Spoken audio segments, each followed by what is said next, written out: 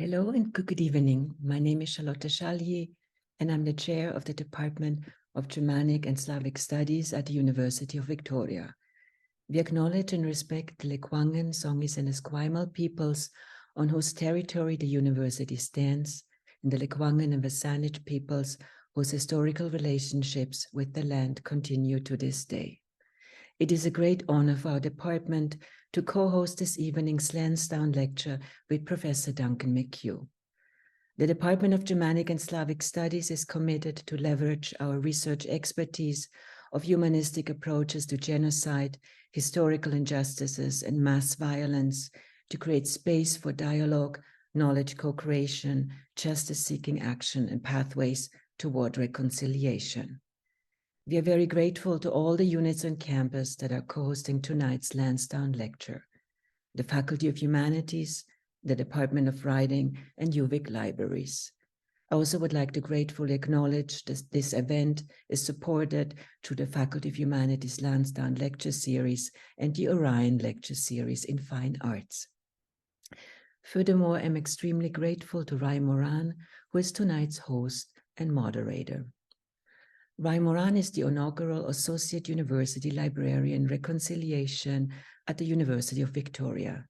He previously served as the founding director of the National Center for Truth and Reconciliation, and prior to that as director of Statement Gathering for the Truth and Reconciliation Commission. Rai is a father, husband, a musician, and Red River Métis. Rai will introduce Professor Duncan McCue. I now pass it on to you, Rai. Great. Thank you so much, Charlotta. It's so lovely to see you. And thank you, everyone, for joining us for what is going to be an absolutely exceptional talk given by one of Canada's undoubted top Indigenous storytellers, or really top storytellers in general. It is my great privilege to be here within the traditional territories of the Wasanich Nation, where I currently live and raise my family.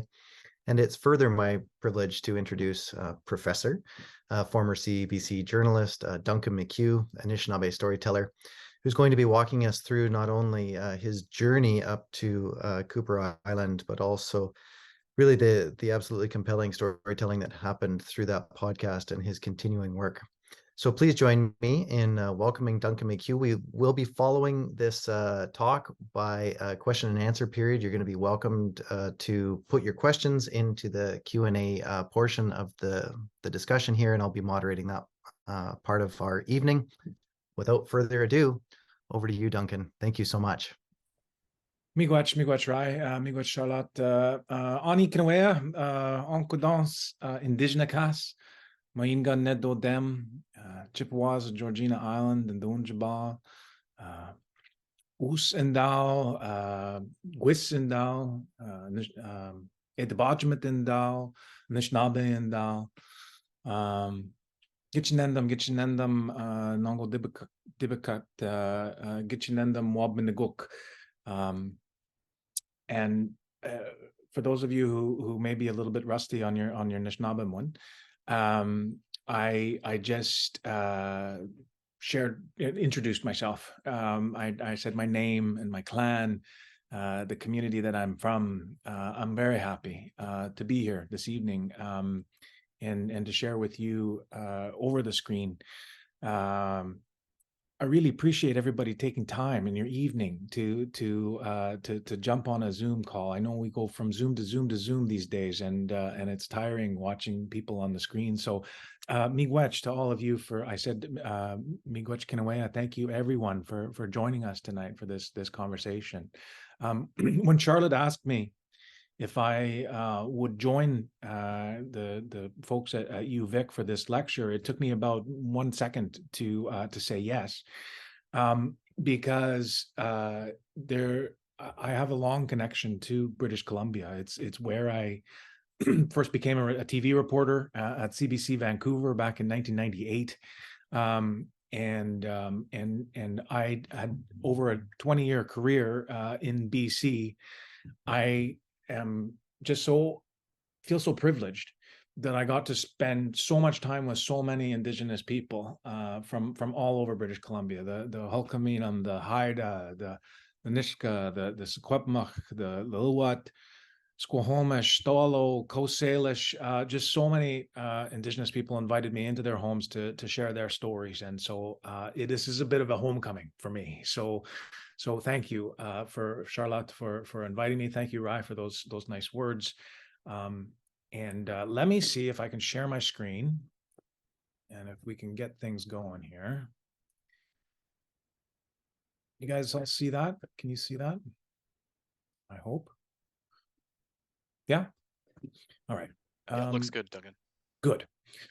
So again, if you're rusty on your Anishinaabe one, I said ani, which is hello, and something that you may have also heard me say was "et debajamit indao," which means literally I am one who tells stories.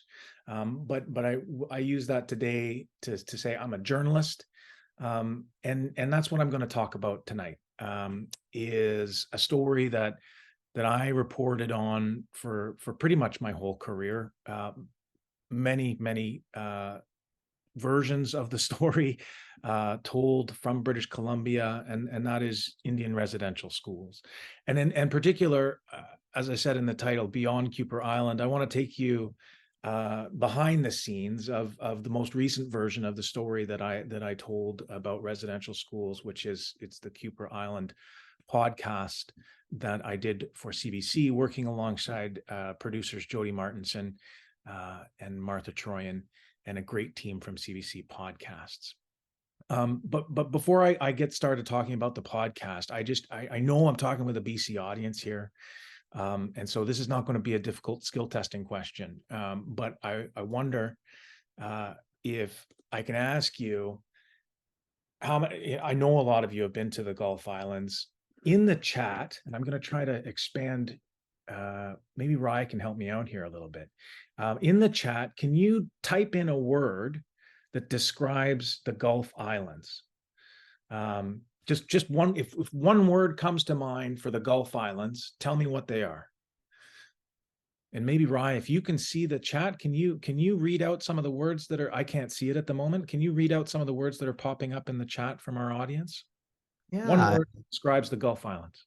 So I'm seeing a lot of really powerful words here: beauty, serene, green, paradise, community, abundance, idyllic, peaceful, beautiful, remote, intertwining of sea and forest. Yeah. Again, beautiful. All beautiful. those things. Perfect. Thank you so much. And Luke, if you can do your trick now. Thank you. All great words. Idyllic definitely pops to my mind when I think about the Gulf Islands. You know, those white shell beaches, and you know, the artist studios that are all over the islands, and the organic farms, and you know, the kind of, I think of Salt Spring and Pender, the kind of being famous for that wellness vibe, and all of these things, those words that you just described, the magnificent ocean of the Salish Sea, and the orca whales and everything else.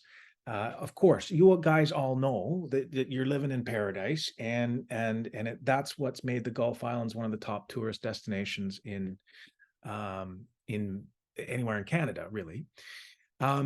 This is one of the Gulf Islands, Penelakut, and Kuper Island is what the settlers called the place. Penelakut is a little different than some of the other Gulf Islands. Unlike those other Gulf Islands, tourists don't often stop at Penelakut. For those who don't know, Penelakut is an Indian reserve, and you won't find any yoga retreats at Penelakut. You won't find any B&Bs on Penelakut. There are no farmers markets. There's no seaside cafes on Penelakut. In fact, Penelakut doesn't have any stores. They have one little cafe where you can get pop and chips, but Penelakut doesn't even have a gas station. So all of those, you know, and some, when they think of a word to describe Penelakut, some people might use the word impoverished to describe the economic situation on the island. But if I was to ask the people of Penelakut, and there may be some here, I hope there are. If I was to ask the people of Penelakut, they would describe this place, I bet that a lot of them would use the word homeland. Because the name of the island, I spoke Anishinaabe one at the beginning. I'm going to butcher this, but I'm going to try to speak in Hulkaminam. The name of the island, it comes from Penelakath, which is the root of that verb. Again, I apologize to the Hulkaminam speakers in the audience, but Penelakath, the root of that verb is to bury. And so the name of the island comes from this really, really, really old story about a time somewhere at the beginning of time, where on this island of Penelakath, only birds and animals lived on the island. It was a time when the first people, the very first people on this island emerged from a log, as the story goes. And they made their home in 2 logs, which were half buried in the sand. And that's where the name comes, Penelakath, to bury. And as it turned out, the descendants of those first people built their homes here too, on this island. Right, in fact, right in this spot that we're looking at on the screen, it's now known as Penelakut Spit. But close your eyes for a second when you're looking at this picture and imagine rows and rows and rows of immense longhouses that once lined this beach. And those longhouses were built from logs that came straight from the rainforest. As you all know, in British Columbia, some of the biggest trees anywhere in the world were what made the homes of the people of Penelakut. And for generations, since time out of mind, the people of Penelakut and the Hulkaminam people had this incredibly rich and vibrant and complex society that existed for generations and generations until 1890. And something happened in 1890 that profoundly changed the character of this island, Penelakut, and more importantly, the people that lived here.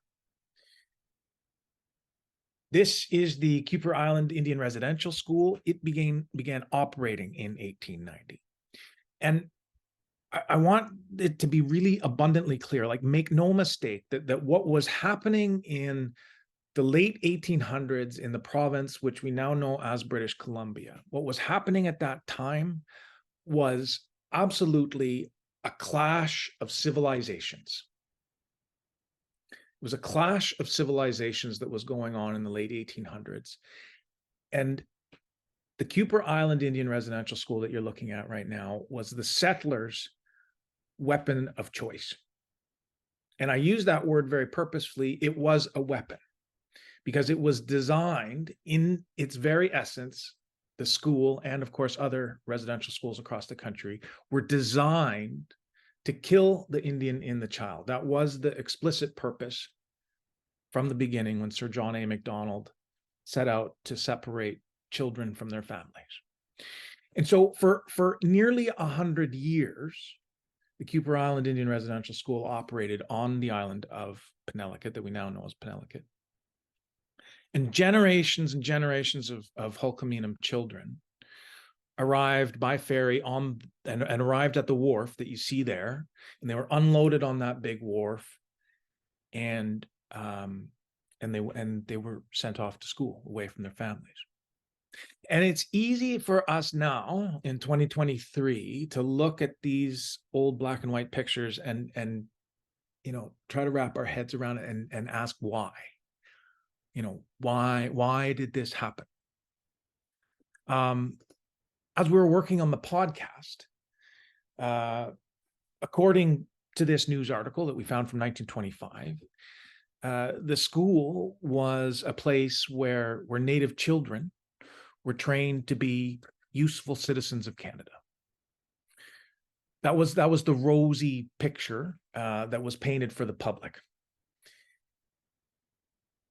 We now know, after the important and deep work done by the Truth and Reconciliation Commission and many academics and hearing from so many survivors, we now know, of course, that the Kuper Island residential school and other residential schools weren't ever about education.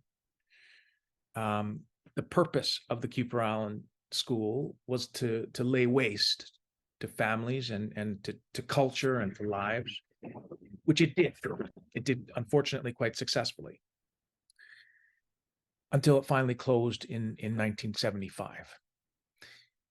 And it was only a couple of years after that the people of Penelakut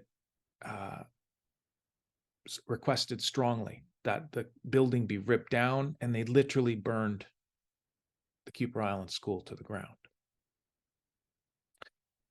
And so that was the history that I set out to explore in 2021 when I first visited the island of Penelakut. If you haven't been there before, this is a picture of Penelakut today, contemporary Penelakut. And when the ferry pulls up to the island, this is one of the first things you see. You see that big long wooden wharf, which was built for the school, and it still stands there today.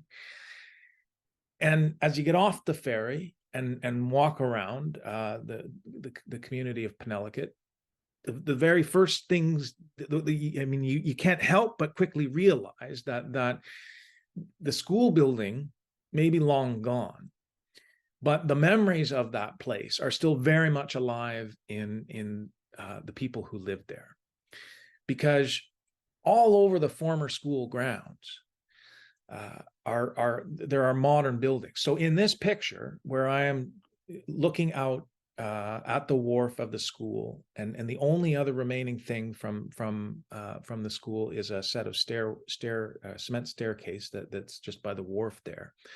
But behind this picture, there is an adult ed center, there's a health center, there's a daycare, there's a new big house where the community of Penelakut meets for ceremonies.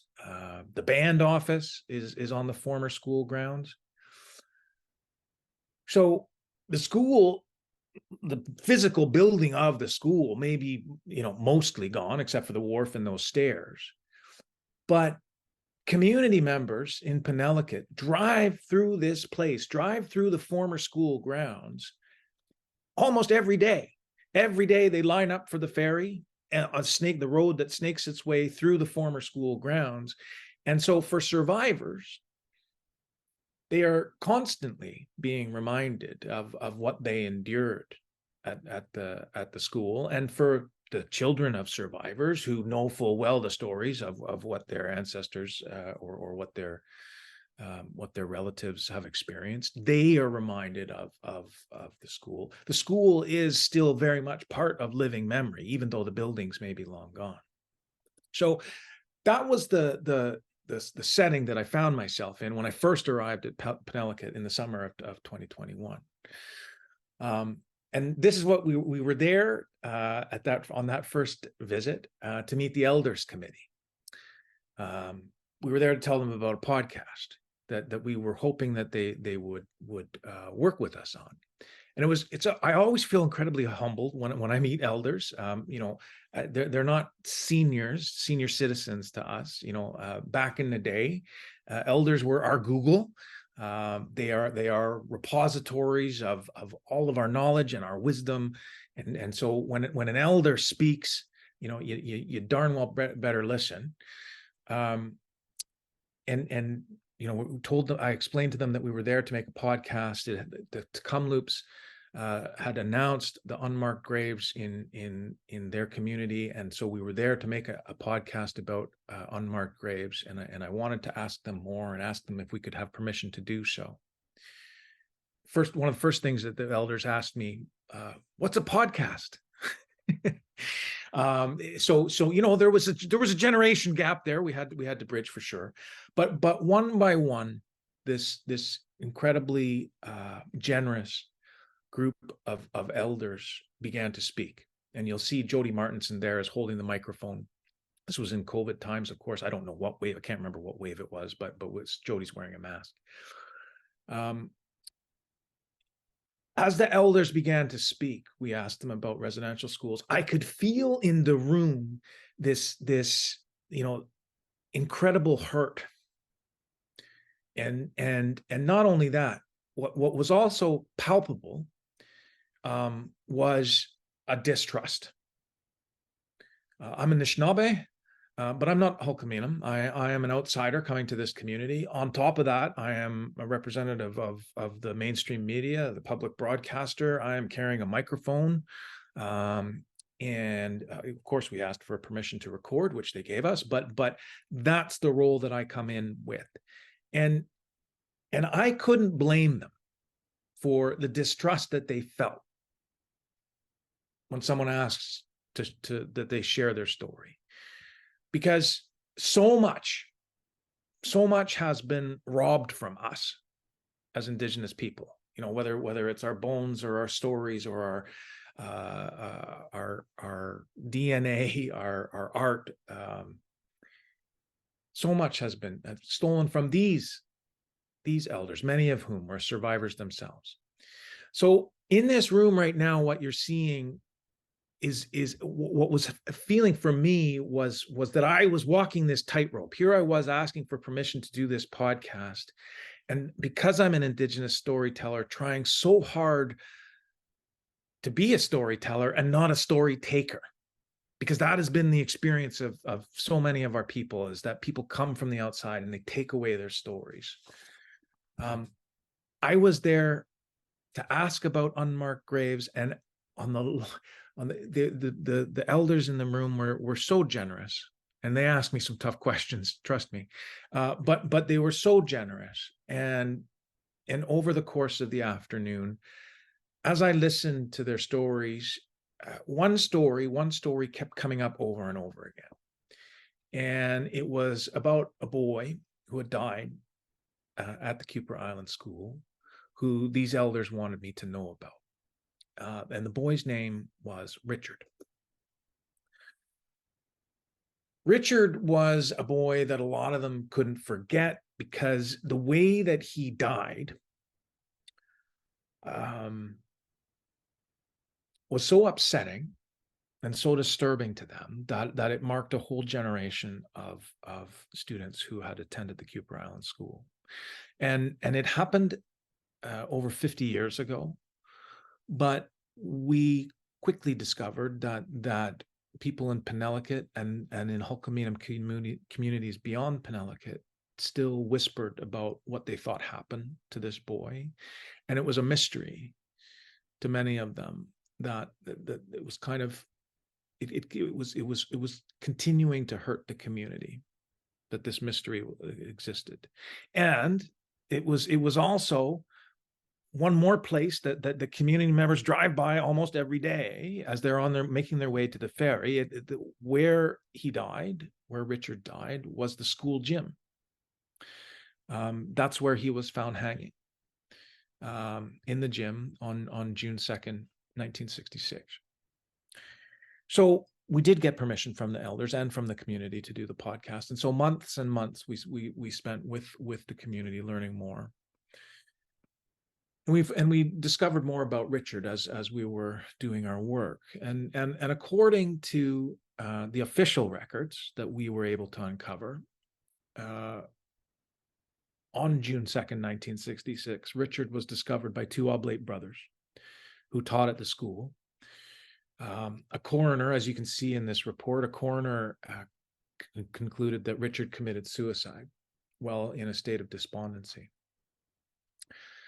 But these official records didn't line up with a lot of what we were hearing from survivors. We heard really disturbing testimony that children witnessed Richard's body hanging in a gym. We were told by some that children were forced to view Richard's body hanging in the gym. And so we spent a lot of our podcast trying to figure out what happened to Richard. And we did find out some answers, and you can listen. If you haven't listened to the podcast, you can listen to the podcast and find out more. But that's not really the point. That's not what happened to Richard. We weren't trying to make a true crime whodunit. That was never our intention. Martha and Jody and I. We had a much more important goal. We wanted the world to know about Richard so that he'd be remembered for more than his tragic and upsetting death. That was really one of the important things that we wanted to accomplish with this podcast. So that led us to this lovely woman. This is Belvie Breber. She is Richard's older sister, and it makes me smile when I see Belvie smiling like that. Belvie is a woman that loves her Tim Hortons ice caps. She liked a little twist of strawberry in there with her ice cap. She'd always say, "Duncan, don't forget the strawberry."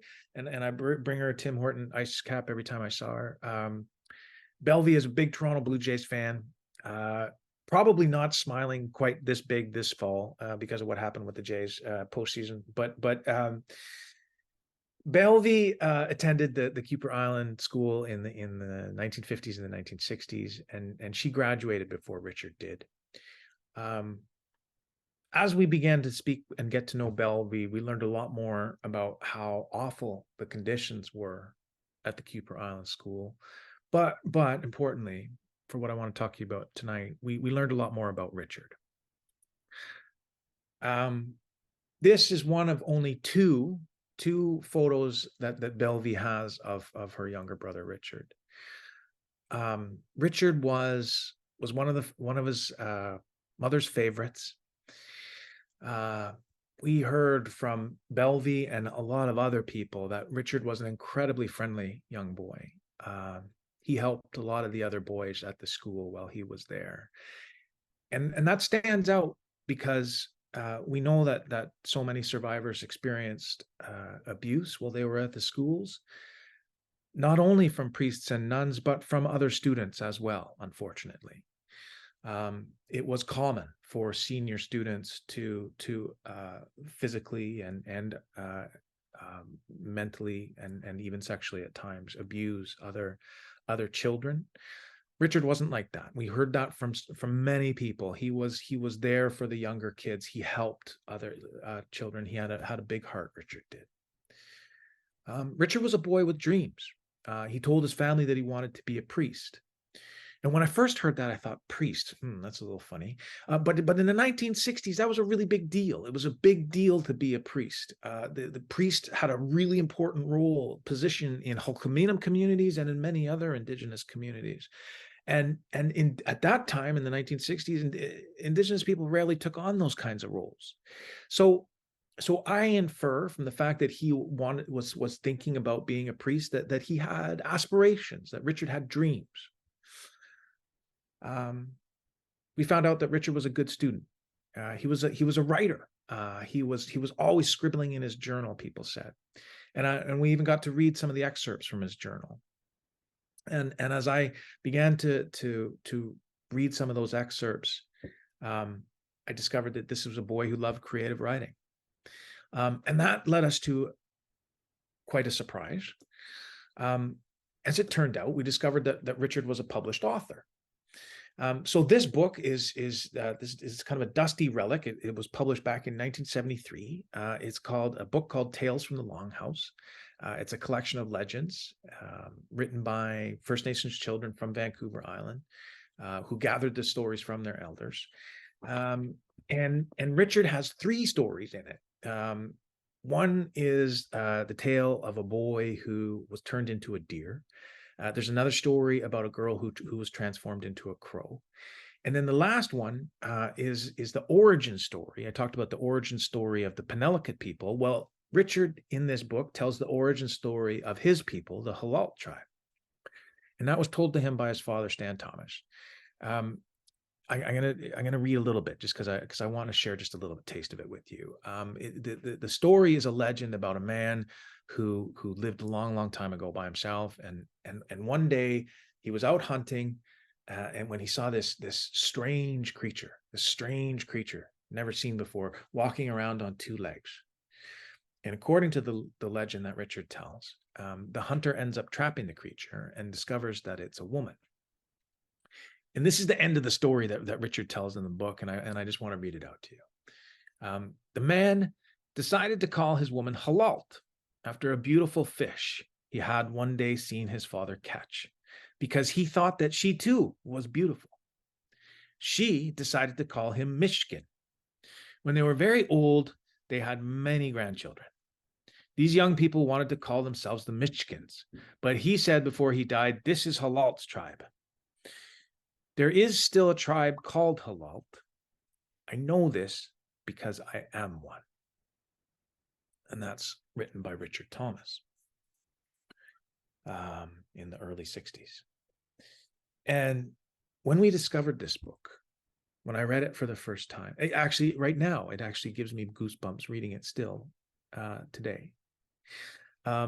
Particularly that last line, because despite the incredible colonizing experience of residential school that Richard and so many other children were forced to endure, I see in that last line, there is still a tribe called Halal. I know this because I am one. I can see and hear the pride in Richard's voice in who he is. And so when we came across this, thanks to Belvy and her son, John, as John said to me, he said, it's like he's speaking to us, like maybe he's guiding you on your journey. And I thought that was a nice way of thinking about it, the way John explained that Richard was speaking to us through these stories, these words, these published words. Something else we found out about Richard is that Richard did come home. He was buried here in the Halalt First Nation cemetery, and that gave his family some measure of comfort.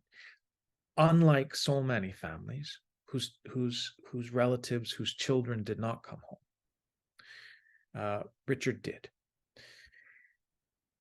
So I'm spending all this time talking to you about Richard because it goes to the heart of what we were trying to do with this podcast was to help people understand that the death of a child, it ripples through generations of a family.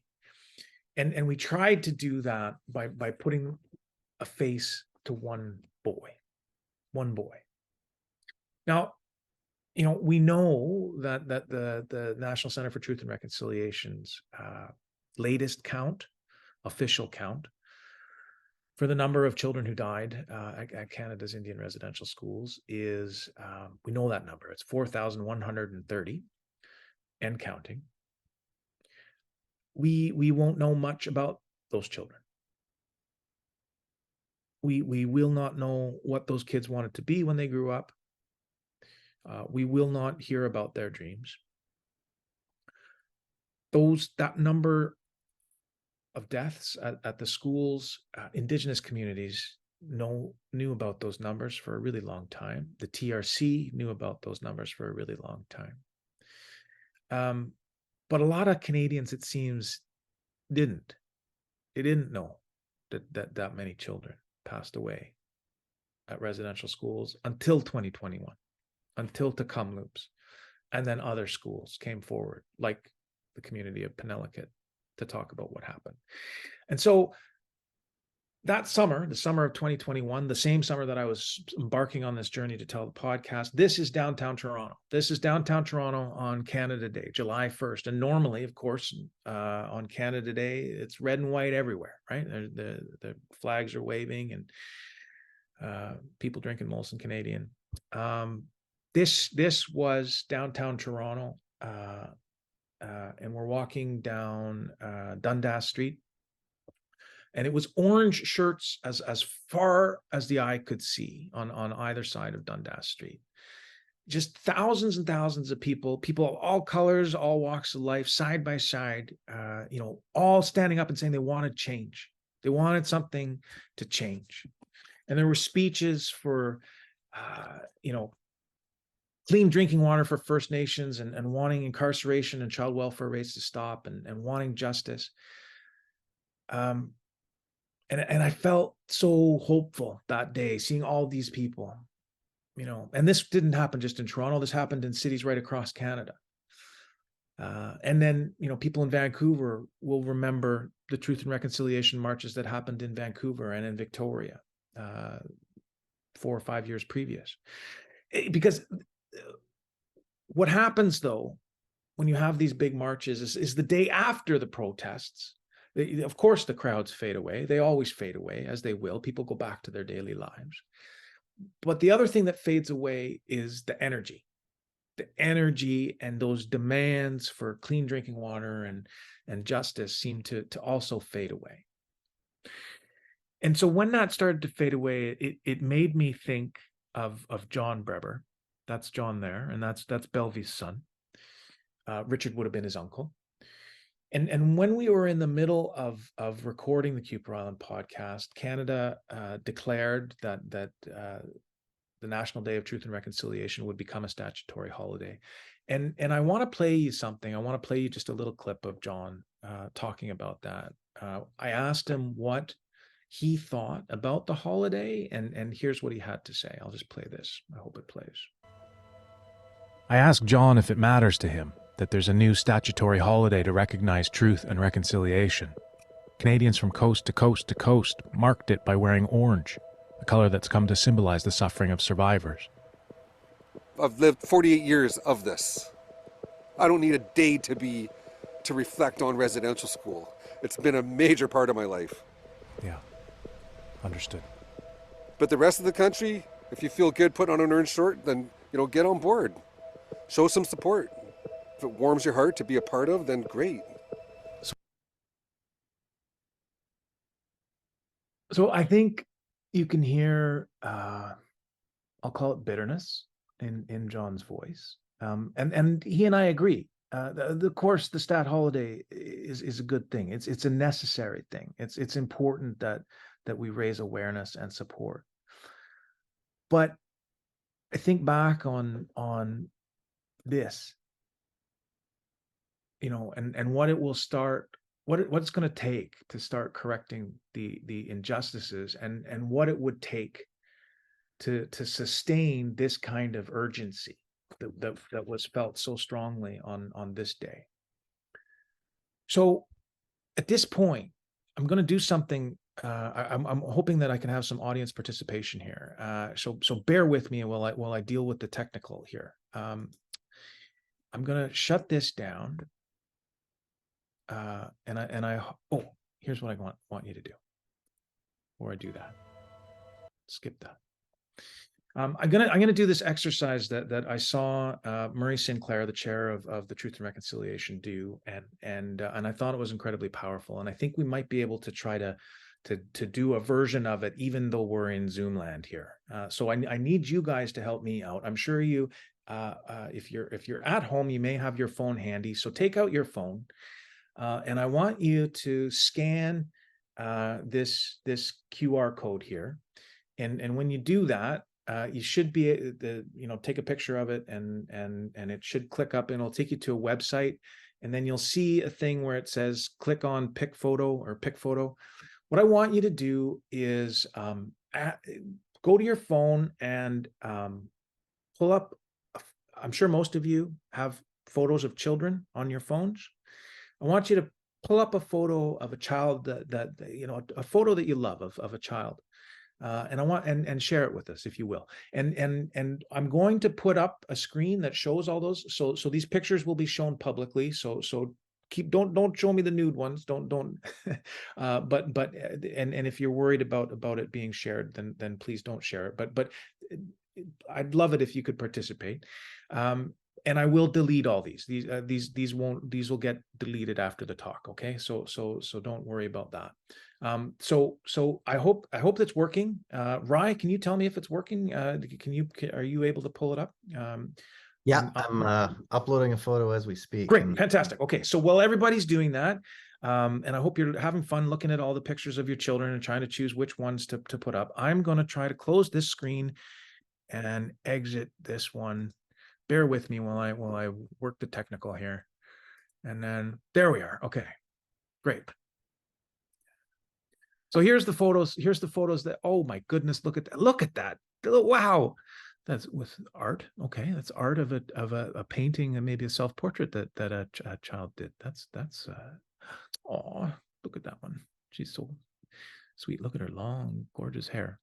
Thank you. Oh my goodness, look at the size of that leaf. Nimosh, Ani Nimosh.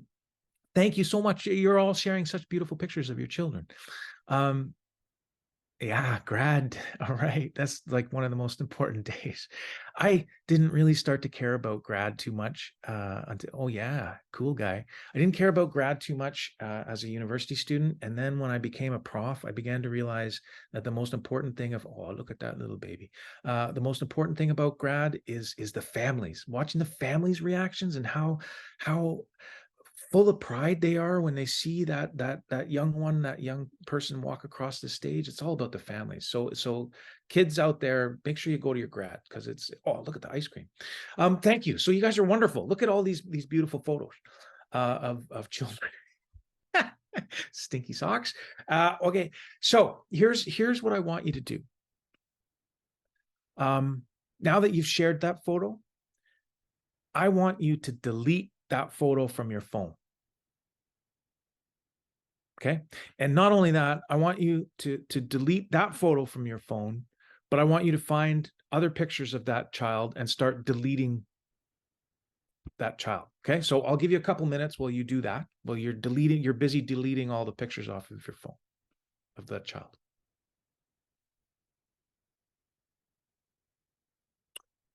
And I bet, I'm taking a wild guess. I wish this was a crowd here and we could have an interactive back and forth. We don't, but I'm taking a wild guess that you're probably not deleting the pictures right now. I certainly would not delete that beautiful picture of that young boy with the ice cream cone.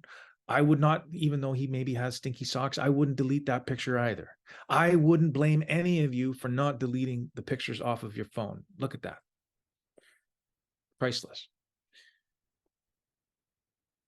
But the reason that I think Senator Sinclair asked an audience to do that, and the reason I'm asking you to do that today, is that maybe when we look at these pictures of these children, and I ask you to delete them, you'll begin to understand that those old black and white archival photos of Indian children, Indigenous children, at residential schools, they are not dusty relics of our country's dark past.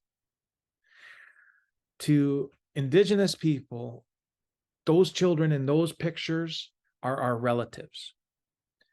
And a lot of them got deleted.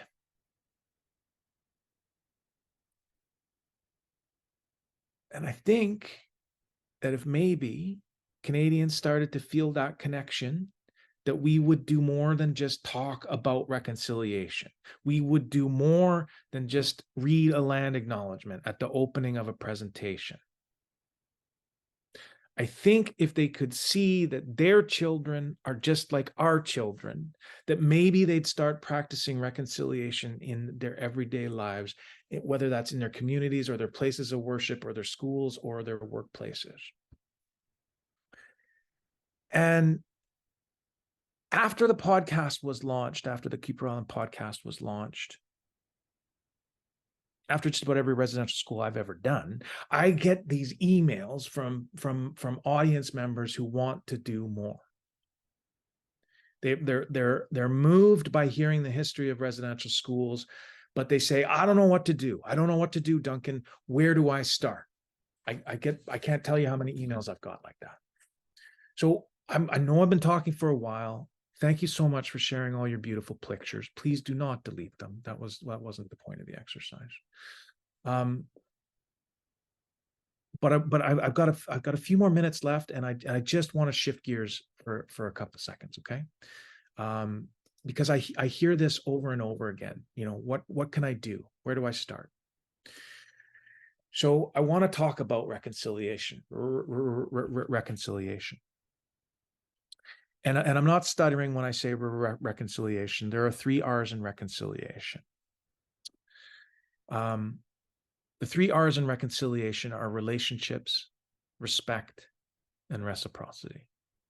Relationships, respect, and reciprocity. That's what I'm going to talk about a little bit in the brief time that I've got left. Relationships are perhaps the most important thing when it comes to reconciliation. And again, I'm going to refer back to the words of the chair of the Truth and Reconciliation Commission, Murray Sinclair. who said that reconciliation is about forging and maintaining respectful relationships. There are no shortcuts. And I think that last part is important, because I think what Murray Sinclair is talking about is that relationships are not easy. Relationships are about getting to know your neighbors, and anyone that has been in a romantic relationship knows that relationships are often, there's good, there's bad, there's rocky times, there's sad times. And I'm not the best person to ask about the secrets of success to romantic relationships. I can tell you that 100%. Maybe it's separate beds. I don't know. But I do know this, that if you want a relationship to work, a romantic relationship to work, you don't bail out on it when the going gets tough. A good, strong romantic relationship is based on communication and trust. Those two things are the bedrock of a good, strong romantic relationship. And relationships with Indigenous people are no different. Communication and trust, and getting through those hard, rocky times, those times that are awkward, those times when you don't see eye to eye. It's so important. That's thing one to remember about the R's, the relationships. The second R was respect. And I want to tell you a short story about respect. This is me back when I was a teenager, in between when I graduated from high school. And I mean, look at you can tell how old I am. Look at the size of the glasses on my face there. They're like 1980 goggles on my.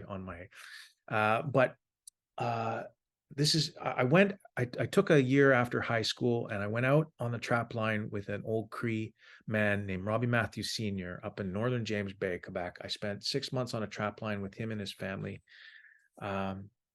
And one of the things that Robbie would do is, when we hunted a beaver, trapped a beaver, and had it for our meal, he would ask me to put the bones of the beaver back into the lake.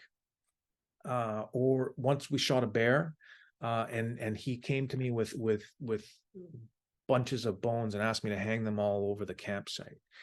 And this was Robbie's way of showing respect for the animals. Because in our ways, amongst the EU in James Bay, but also amongst the Anishinaabe, in our teachings, that it's not the hunter who's going out, the mighty hunter who's going out and getting animals. It's the animals that are stepping in the way of our rifles and our shotguns. It's the fish who are swimming into our nets. It is the fur-bearing animals who are stepping into the trap. They're making that choice for us. They're doing that to take care of us. And that is why we do things like put their bones back into the lake or hang them up, to show them respect. Amongst the Anishinaabe, Minadendamuan is one of our 7 grandfather teachings. It is an essential part of who we are to live the good life. Minobamatsuan. The way to honor creation is by showing respect. And so respect is built into the traditional teachings of our people. It's a very important thing to remember. The last R is reciprocity. And I don't know that there are many a Haida is not an Anishinaabe, who is not a Mi'kmaq. There are very vast differences amongst our peoples, and we are certainly not Sami, and we're not Maori. But amongst all Indigenous peoples, I think there's at least one universal value that I have seen, and that is reciprocity. The simple expression of reciprocity is giving back. And I pose this question to the audience today: how are you giving back to Indigenous communities? How are you expressing reciprocity beyond giving a land acknowledgement? If you're looking for ideas, there are lots. Here's just a few. You can shop Indigenous. When we're coming up to Christmas shopping time, if you or for other holidays that you may celebrate. Go out and get some Indigenous authors. like an Indigenous musician on Spotify, like Ry Moran. Yeah, I bet he's on Spotify. I am wearing a Dorothy Grant shirt today. I am proud to do so. Go and support an Indigenous designer. If you're catering something, hire an Indigenous caterer. All ways to support the economies of First Nations. If you ask an elder to start to give a land acknowledgement or begin your gathering with a prayer, if you're asking for translations or artists to do a logo, make sure you provide an honorarium for them. Okay, these people work hard. They're giving you their time. Honor them back. And yes, it's important that you give them things like tobacco or that you give them cedar. But as my elder at the Sweat Lodge says, I can't fill my F-150 with tobacco. So make sure that you give honorariums to people. If you're working for a company, like a big company like UVic, procurement, make sure that you're working with Indigenous suppliers who can offer you everything from, computers to your food services to, that's a huge way that you can use that institutional leverage to help out. We could talk about land back. Things get a little bit dicey when we start talking about land back, but that is, another expression of giving, of reciprocity. So let me wrap up this way. When people come to me and say, "What can I do?" There is a reconciliation roadmap, if you will, and it's fairly straightforward in my mind. Have a plan. I remember a quote from Antoine Saint-Exupéry. I'm going to screw up this quote, but a goal without a plan is just a wish. Okay, you got to have a plan. Like people have lots of ideas about things that they'd like to help Indigenous people or work with Indigenous people. Well, set it out in a plan, set timelines, and check back in again and see if you're accomplishing the things that you set out in your plan. Have a plan, have an Indigenous action plan. Hire Indigenous people. Okay, things aren't going to change if non-Indigenous people are sitting around talking about all the things that they want to do to help Indigenous people without actually including Indigenous people on their teams. Just plain, and I could do a whole talk about hiring Indigenous people. I'm not going to bore you with that right now. But like I said, building relationships, super important. It is the essence of reconciliation. Remember reciprocity and act with respect. And if people start to do that, that I am speaking to non-Indigenous people right now when I talk about this reconciliation roadmap, because that is your responsibility, non-Indigenous people, to be a good neighbor, to be a good treaty partner. And I know you don't have to tell me that much of BC is unceded land, but I say treaty coming from a treaty territory, and I'm being a treaty Indian. I use that as a metaphor. Be a good treaty partner. But I want to speak to the Indigenous people in the audience as well, because we have our own responsibilities when it comes to reconciliation. And I started out talking about a school, and I want to end talking about a school, because it's often been said that education got us into this mess, and education is what's going to get us out. And so at the end of recording the Kuper Island podcast, we visited the Tsimanis school just outside of Chemainus. And the kids invited us there, and they put on this performance. And so what you're seeing is they brought me out to the longhouse. They brought me out to the longhouse, and they're dancing there. You can see that's me again during COVID. We were wearing masks, and so that's me doing some recording. And they put on this performance, and I tell you, it was just they were dancing. They were singing the paddle song, and they were singing the welcome song. And then the girls got up and danced. And then we went. You see in the bottom screen there. We went to a language class with Fergie Charlie, where he's teaching these young boys to speak the Hulkaminam language. And as we spent the day there at the Tsimanis school, it brought tears to my eyes, because what those kids were experiencing going to school that day was so very, very different from what their grandparents and their great-grandparents experienced. And, you know, they're being taught who they are and where they come from. And I'm speaking to the Indigenous people in the audience here. Those are our responsibilities when it comes to reconciliation. That's our responsibility, to heal our families from that damage that was done from that school and from so many other schools. Those are our responsibilities, to build strong families in our communities, and strong communities that are built on our culture and our traditions. Those are our responsibilities. So we all have our work cut out for us, non-Indigenous people and Indigenous people in this country. But I am certain, I have, despite the darkness in other parts of the world right now, I have hope that together in this country, that we can and we will build a stronger country for all of us. So I know I talked for a really long time, but thank you so much. Miigwech Bizindayik, thank you so much for listening.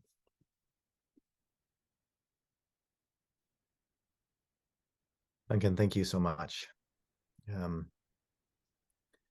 Your words have had great impact, and it's clear from what I feel in my own heart right now, in my own body, just how much you care about the healing that's underway. The healing is underway for all of us, as you say, as well. Yes, there's healing inside of communities that's so profoundly needed. There's healing inside of families, but of course, so much about what we're talking about as well is societal healing and extracting ourselves collectively out of this colossal mess that we find ourselves in. Thank you so much. Yeah, please. I remember something really profound that you shared with me, Ryan, when we were at the TRC national event in Vancouver. You know, I asked you as they were tearing down after 4 days in that big, you know, what was this all about? What you know, we went through this emotional roller coaster for 4 days together, watching, you know, hundreds and hundreds of survivors. You said something incredibly profound. You said, we're planting seeds. We're planting seeds, and we hope that they will grow.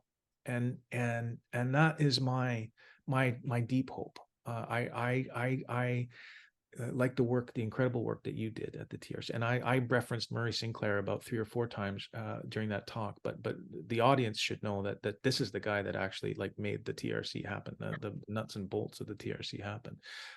You know, that crucial importance of the next generation and what they will bring to this conversation is such an important part of it. Seeing a couple of questions coming in, and maybe we can just take a few minutes for a few questions, but you know, just while we're waiting for some to come in, I also think too, Duncan, you know, in the stories that you've told, what you've done so thoughtfully is to bring the personalities of these students forward. And I couldn't help but thinking about it's Richard, right? Yes. Yeah. You know, I was struck. I pay attention to dates just because I have so many anniversaries in my mind of various truth and reconciliation events that happened. And I was struck when you said June 2nd, 1966.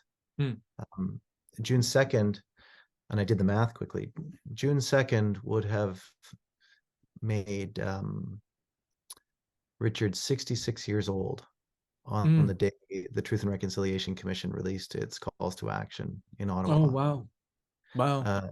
The day that actually, and I use this in some of my talks, the day that the findings of genocide appeared on the front page of the Globe and Mail. And you know this from being at the national events as well, you know, the happy birthdays that were sung at the end of the events as a way of singing for all those children that never got birthdays, the ceremonies that were held for the children that never returned home. And really so much about what we're talking about is the theft of Richard's rights to adulthood, you know, Richard's rights to live a good and fulsome and happy life, and that that personalizing all of this is just so critically important as we think about the people that have been able to see the changes happening in the walks, and the reconciliation talks, and all the people that have passed on without having had a chance to see this happen. We do have one question here. Would you consider going into politics, Duncan? We've got First Nation premiers all over. What do we need more for? I don't think so. Yeah. I don't think I just made the shift from being broadcaster for 25 years and part-time prof, and I just shifted to being full-time prof and part-time broadcaster. And I have to tell you, that was not an easy decision for me to make. I did not leave the airwaves because I'm tired of being a journalist or a storyteller. I still got lots of stories I want to tell, but what is also super important to me is teaching the next generation of Indigenous storytellers, and that's something that's not, there aren't enough of them. And so I've got my job shift for now. I don't think politics is in the cards in the next couple of years anyway. One of the related questions that I see here is as you're teaching, say, these students that you have in your classes, as well as you're conveying this knowledge that you've got, that you hold so profoundly to audiences. I mean, what tips can you offer people is in regards to not appropriating these stories, or not misrepresenting them, or carrying Indigenous truths forward in a good way, especially for those that are just trying to figure out either perhaps who they are in the case of this question, and or folks that are perhaps newer to these conversations as well? Well, I gave 2 lectures today to journalism students, and funnily enough, in both classes, I was asked a question. Well, not funny, because I get the question all the time from non-Indigenous journalism students: should I be telling Indigenous stories? I get this from non-Indigenous journalism students all the time. My answer to that is really simple: yes.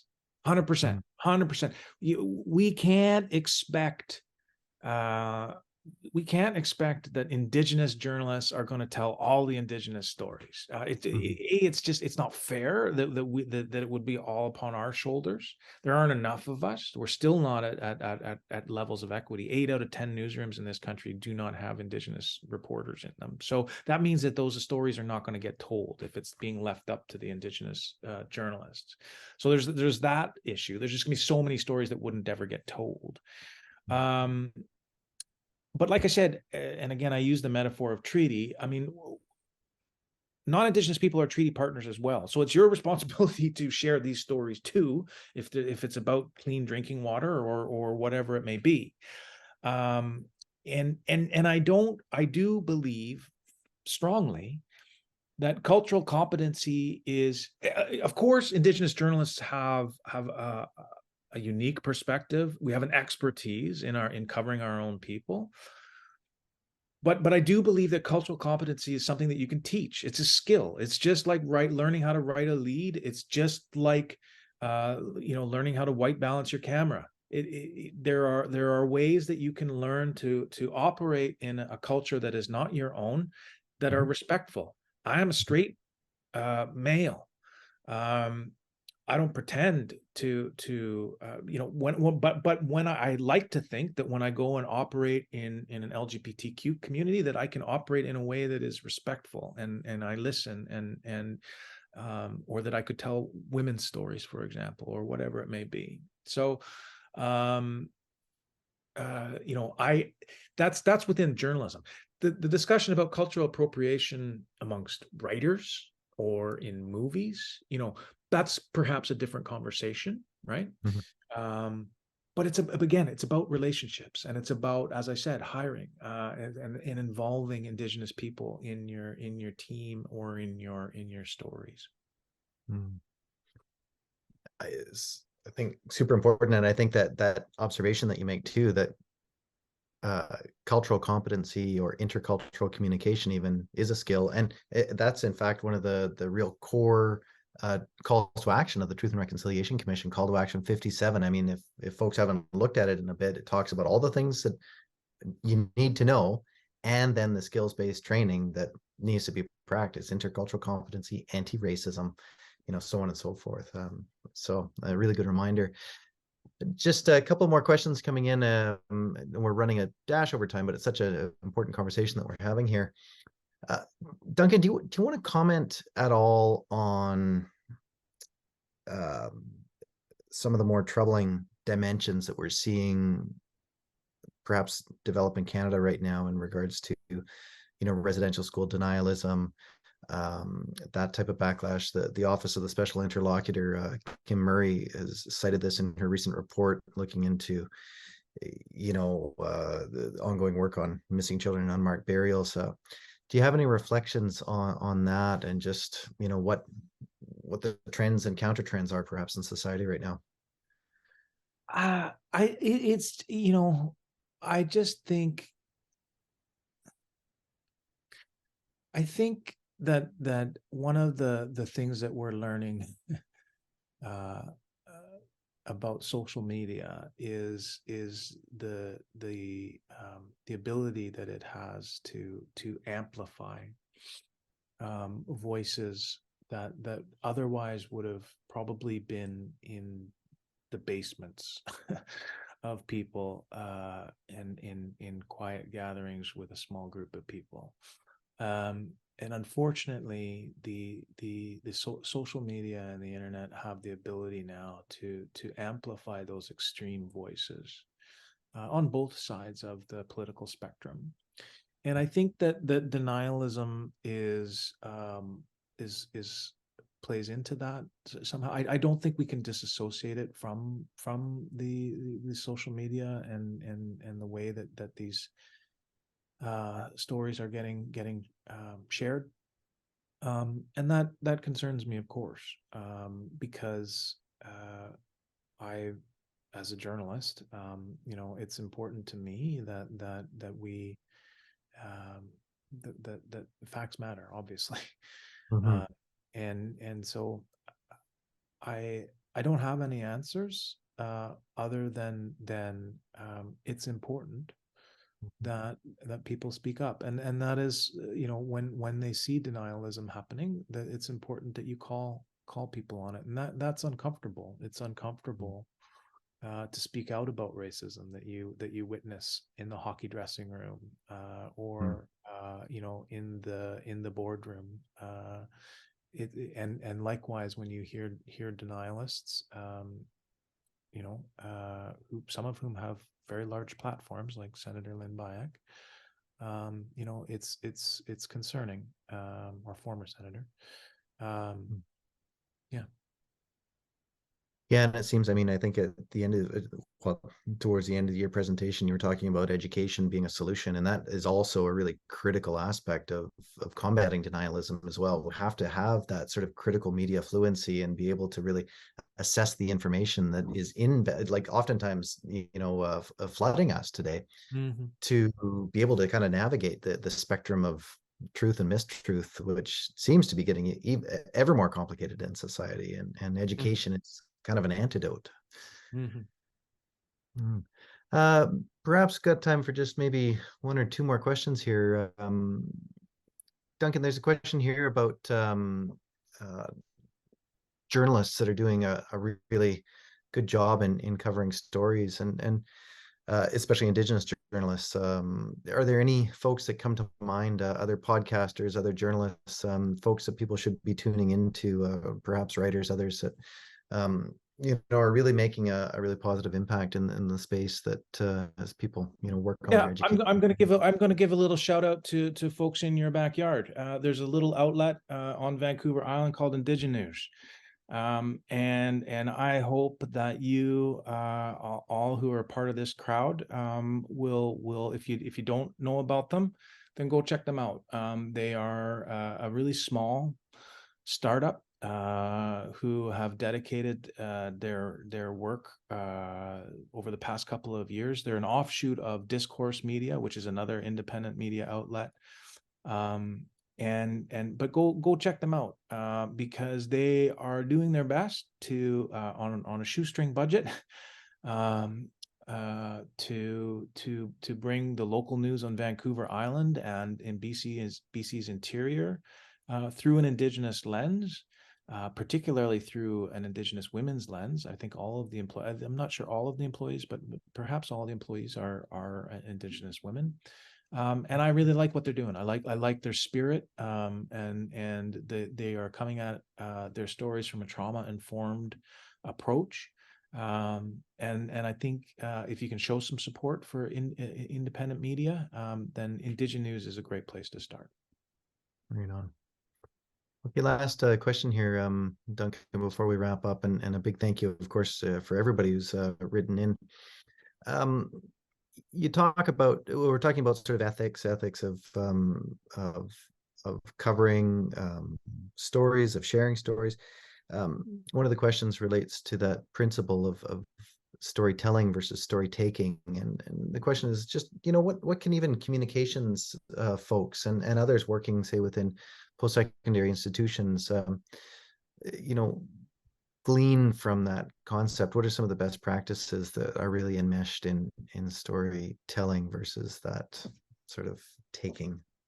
So I think, and I know we're wrapping up, so I want to give a big shout out to the people in Penelakut, the Elders Committee at Penelakut, Tony and James, Charlie, Belvy Breber, and so many others who were so generous with us, because we were coming with a really, really big ask to share their stories and share their stories in a lot of detail. And to go back into the past. And one of the things that I heard from that Elders Committee that day is, we've told this story before.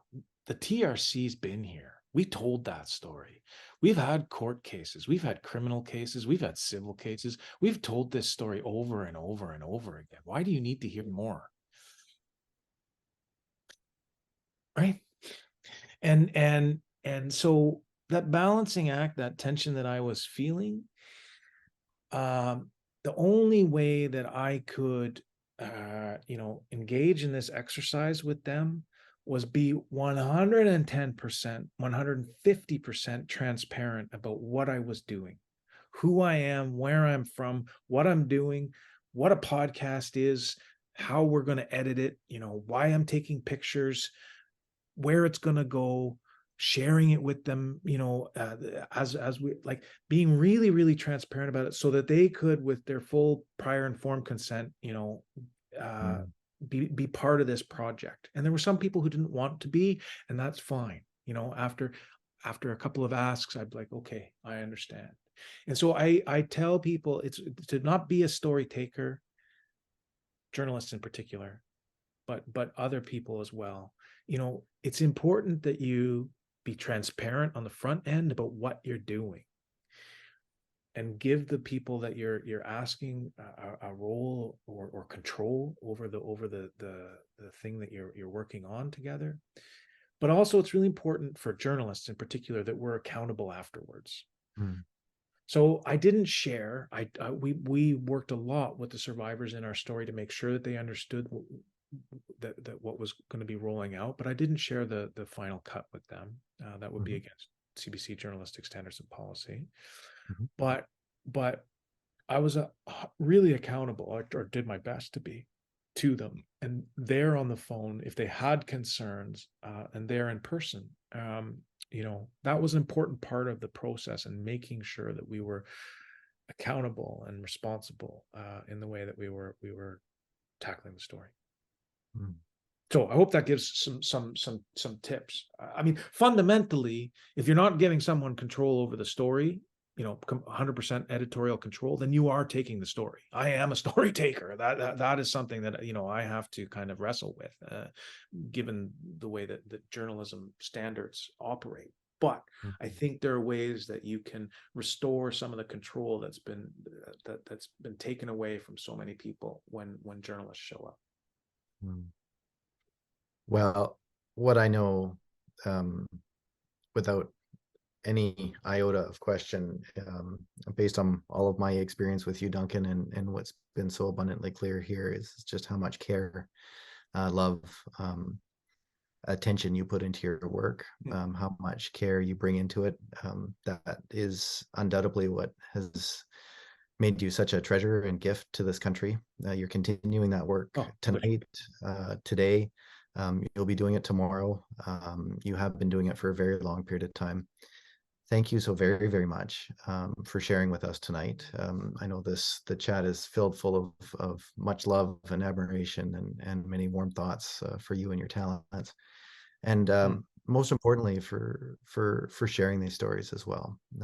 Kuper Island, you know, and your work there is so demonstrative of the work that still needs to happen. You know, despite all this truth telling that has occurred, we're still very much in this time of sharing truths and highlighting these experiences that occurred, as sometimes as horrific and as awful as they are.